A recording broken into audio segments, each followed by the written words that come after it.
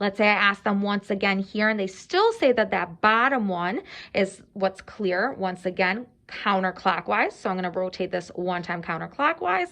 And now let's say at this point they say that the top one looks slightly, and since they said the top one was slightly clearer and that's my second reversal, I know that I am done at this point with my axis.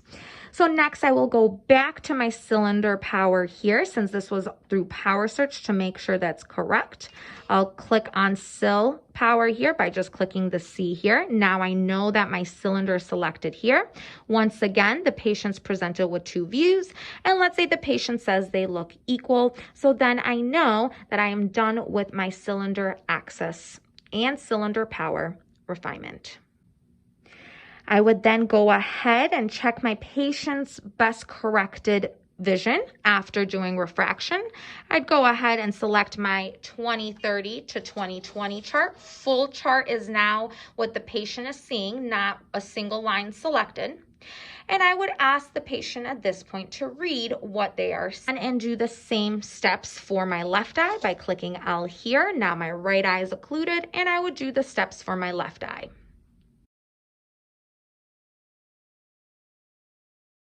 To choose to do binocular balance, we'll go ahead and select this button right here. This is for binocular balance. And for that, I can see here what the patient is seeing. This is the 2 rows of letters that the patient.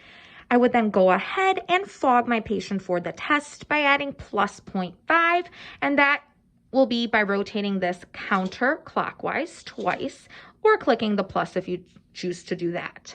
Now my patient is fogged, my prisms are properly in place, and I can tell the patient to let me know by ignoring the brightness of the background and the boldness of the letters, which set either the top or the bottom appears clear. Let's say the patient says the bottom is what appears clear, which I know correlates to the left eye here. I'd go ahead, click L for left, and go ahead and dial in one more click of plus here. I would then go ahead and ask the patient once again which set, either the top or the bottom, appear clear, and let's say at this point they say that they look the same. Since the patient reported that both sets look the same at this point, I would go ahead and select binocular to make sure that both of my measuring windows are selected. I'd go up top here, remove my lenses by clicking here, and by clicking the clear one here. So here I'm in my Phoropter. Both of the eyes are open and both of the spheres are selected. So at this point I can go ahead, isolate my 2020 line, and start to bring my patient back until they can tell me that it appears clear. Let's say they say that it appears the clearest. Now let's say I have a presbyopic patient and I want to determine their add power. I would do so by clicking add here or just selecting add here, either one. The instrument will then guide me to enter my patient's age. Let's say I have about a 55-year-old patient. I would select 55 there, and automatically I'll put in the patient's age expected add into the Phoropter. Once you click add on the control display, it will automatically converge the Phoropter for you and also light up your target as well. You'd go ahead and lower your near card here, and you would go ahead and select your target, like a row of letters presented here. One thing to note is that if your patient does not use a working distance of 40 centimeters, you can click on here and change to the appropriate working distance for your patient as well. Next, if we wanted to either, for this patient being presbyopic, determine if this tentative add is the appropriate add, we could go ahead and do NRA and PRA to make sure that it was balanced, or for accommodative testing. So next, if I wanted to go and move into doing NRA and PRA to make sure that my add is balanced, I would do so by selecting the Shift and the Add button here. So Shift and Add.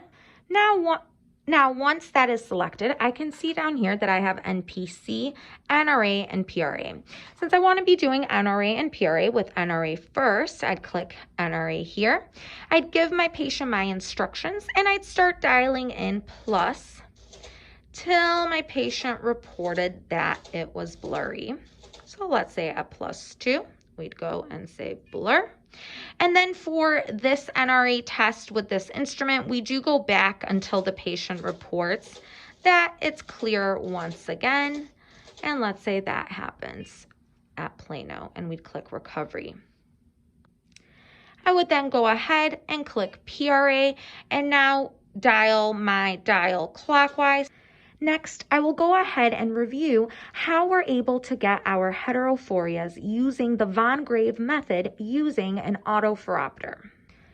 So to check for a horizontal phoria with Von Grave at near, I will first go ahead and switch my chart over to near by clicking up here where it says far. When I click on that, it switches over to near. My chart starts to become a little bit more yellow in appearance here.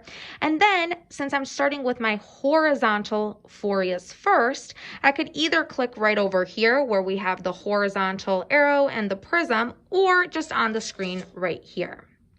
I will next go to where it says 2 here. And then right over here when I click on 2, if I'm doing this at near, I would go ahead and where it says N and our vertical line, which corresponds to my target and my near point card, I'd select that here. If I was doing this test at distance, instead of selecting where it says N here, I would select this target up here. But since we're doing it at near, we'll select the near here. Automatically, when I click that button there, we can see that I have 6 base up prism over that right eye there. We would also move our near point card to target number 7, which will be a vertical line of numbers.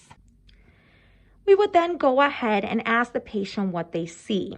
They should report that they see 2 sets of vertical numbers, one down and to the left, and one a little bit up and to the right. We would then go ahead and ask the patient if they're both lined up one over the other, like buttons on the shirt. If the patient says yes, then the patient is orthophoric. However, if the patient says no, we will go ahead and start to dial in prism. The program helps guide you here as well.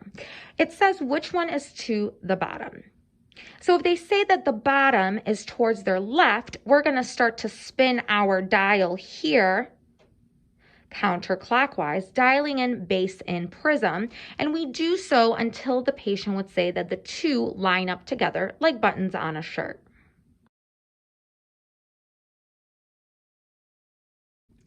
Next, to check for any vertical phoria, I would go ahead and change my target here to a horizontal set of numbers. When I change it to my horizontal set of numbers, I would also rotate my near point card so that the numbers and the targets matched up with one another.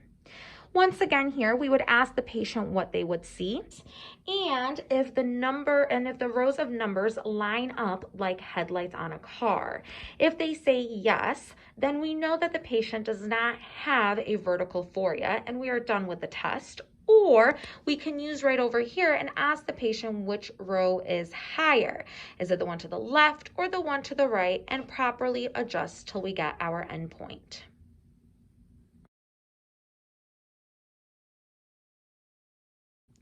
Once I'm complete with my Von Grave phoria testing, I can go ahead and do my divergence testing in the Phoropter as well.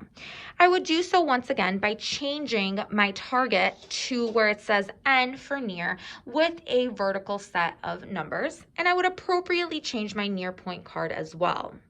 Next, what I would do this time, I would click to where it says phoria here.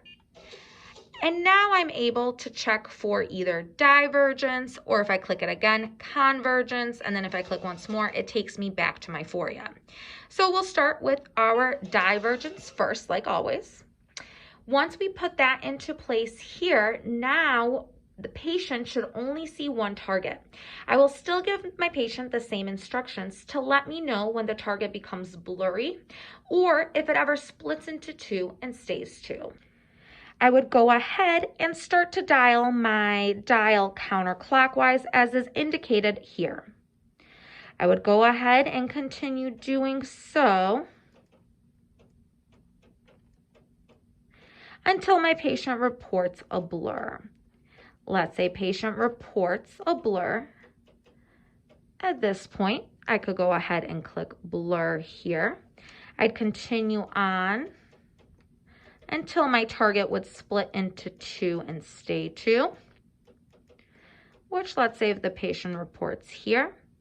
And then I'd ask the patient to let me know when the target becomes single again, in which now I'm going to start to rotate my dial clockwise. And let's say we recover here. So now that information is recorded in here. Next, I can move on to convergence by clicking right down here. And same thing here. I'd start dialing in my base outs here until it was blurry, let's say. Continue going until it breaks, and then back to when it recovers.